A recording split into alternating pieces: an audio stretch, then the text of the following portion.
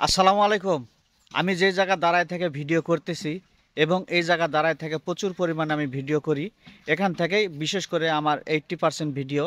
আসলে এই জায়গাটা খুবই সুন্দর একটা পরিবেশ। গাছপালা, অনেক ফাঁকা মাঠ, নিলিবিলি, কোনো ব্যাকগ্রাউন্ডে কোনো আজেবাজে কোনো সাউন্ড নাই। এই জায়গা ভিডিওটা করতে অনেক আমি শান্তি পাই, অনেক শান্তি বোধ করি, অনেক নিলিবিলি।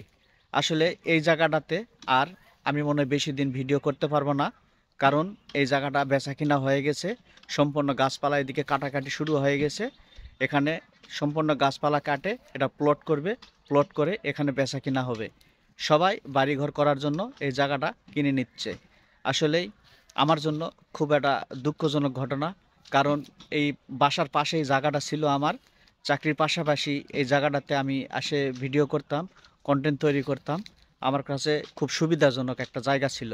আসলে এই জায়গাটা যখন এইভাবে গাছপালা কেটে বেচাকেনা হয়ে যাবে, তখন বাড়িঘর হয়ে যাবে, তখন আমার জন্য খুবই একটা ট্রাপ হয়ে যাবে ভিডিও করার জন্য।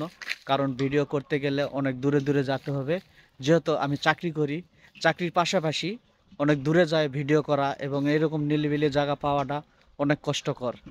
যার জন্যই আমার জন্য খুব কষ্ট হয়ে যাবে। ধন্যবাদ।